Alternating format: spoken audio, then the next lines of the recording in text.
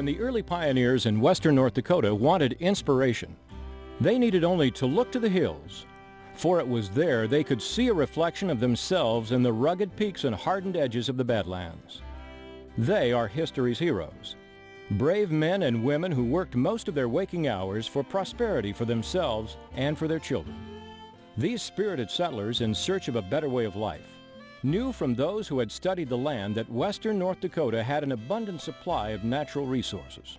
President Theodore Roosevelt, who spent several years in the North Dakota Badlands before becoming President of the United States, cherished the majestic views and abundant wildlife this region had to offer. He fondly called it his hero land because of the character of its people. For these reasons, Roosevelt worked to preserve the Badlands for all the generations to follow. Every step of the progress of mankind is marked by the discovery and use of resources previously unused, said Roosevelt. It would only be a few decades later, in May 1935, that a fifth cousin of Teddy Roosevelt, then President Franklin Delano Roosevelt, tapped into those resources when he created the New Deal for America. Part of that New Deal included an executive order that created the Rural Electrification Administration that offered low-interest loans to bring electricity to the countryside using coal as its power source. For McKenzie County, it all started in 1943, when County Agent Lyle Curry called two meetings to discuss forming a rural electric cooperative. Blockmen, men selected to go door to door across several counties to persuade people to sign up for electricity, worked night and day to get enough $5 membership fees to form McKenzie Electric Cooperative. Soon after, 9 men who would become incorporators formed the first board of directors.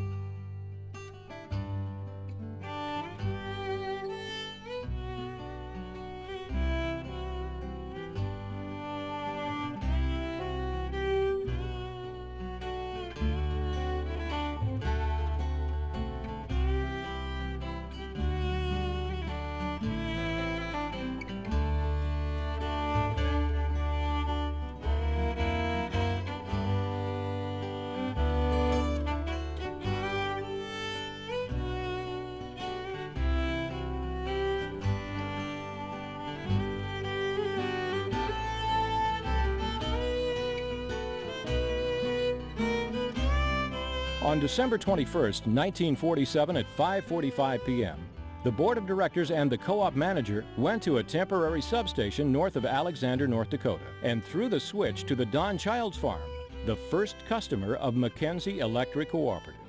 As the 1950s approached, the board already began budgeting for more labor and materials to build the line to the Charleston area, as they thought that the oil business might have potential in the co-op service area. Manager Howard Hansen encouraged the membership to help the co-op grow by using more electricity.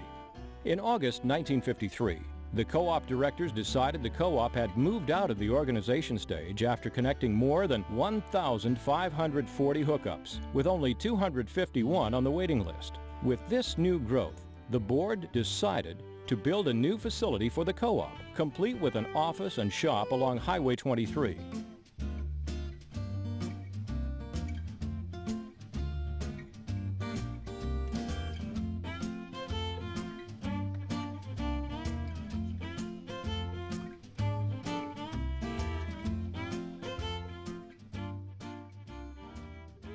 As the 1960s neared, Ivan Omlin took on the reins of manager in 1958.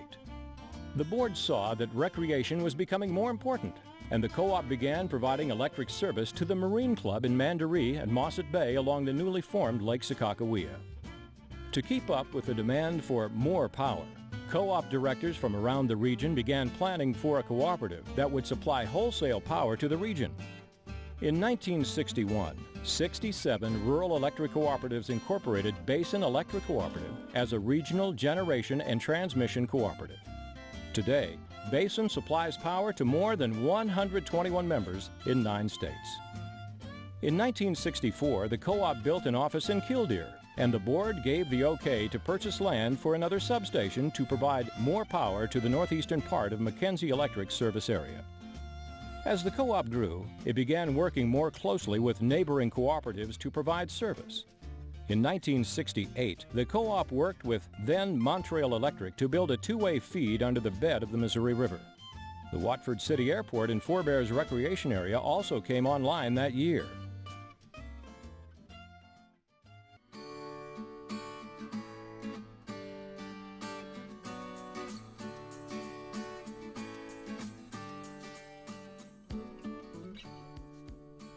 In the 1970s, REA loan requirements began to change, which required the board of directors to do more long-range planning. Nationwide energy shortages prompted co-ops to conduct energy audits and to promote the use of new energy-efficient appliances. A change in the oil industry brought load growth to the co-op when oil exploration pumps changed from natural gas to electric.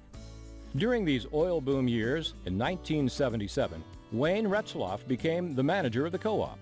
New technologies brought about a creation of North Central Data Cooperative, a regional centralized billing cooperative in Mandan, North Dakota, of which McKenzie's board decided to become a member.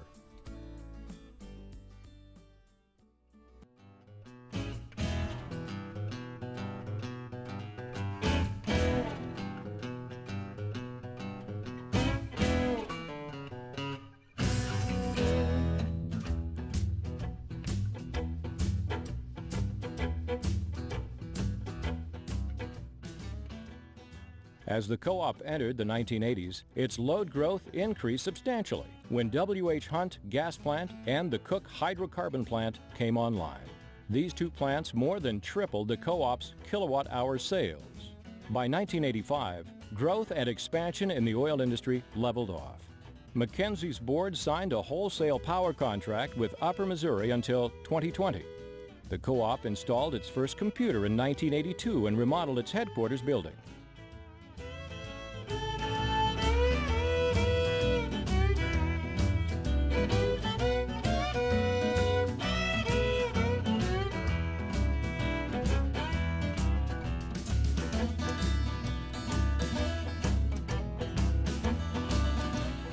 Tom Miller became the co-op's manager in 1989 and led the co-op into the more demanding 1990s, a time when instant communications raised customers' expectations.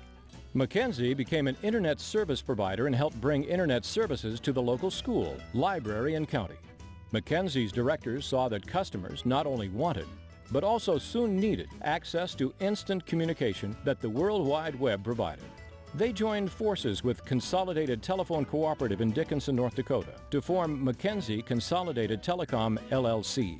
This telephone company provided Watford City with high-speed internet service, which helped many local businesses connect to the World Wide Web. To meet the ever-growing demands of line construction, McKenzie also diversified by forming a line construction company with West Plains Electric Cooperative and Oliver Mercer Electric Cooperative called 3C Construction Company. Originally formed to provide services to the three cooperatives, the ice storm of 1997 kept the newly formed company busy repairing the more than $30 million worth of damage to North Dakota's system.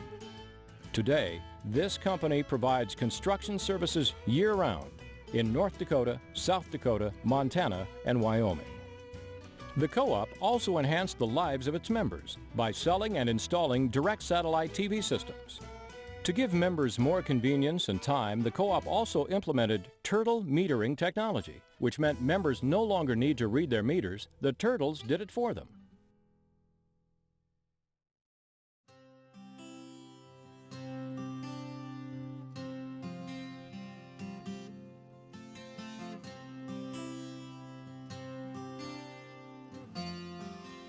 As the new millennium approached, members voted to begin a program called Operation Roundup, where members agree to round up their electric bills to the nearest dollar. A board of directors made up of members distributes the funds, with the proceeds going to charitable, education, scientific, health, or safety purposes. So far, since the program began in 2000, more than $50,000 has been distributed to help several local groups.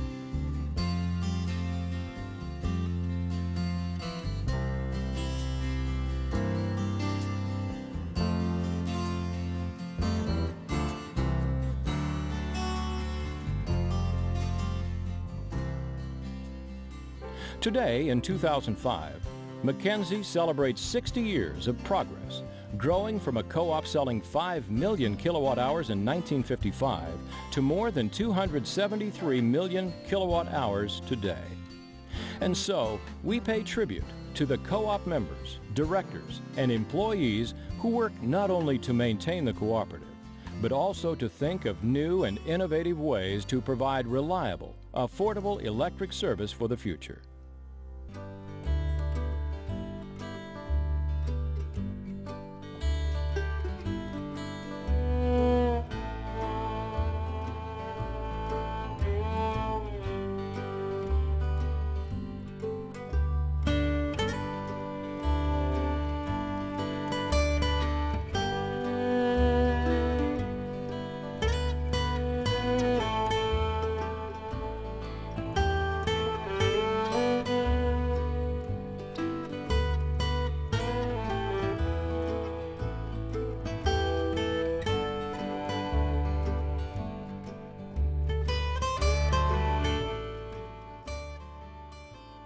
We also pay tribute to those who have worked before us and have given so much of themselves to provide a better way of life for all of us who have the great fortune of living right here in Hero Land.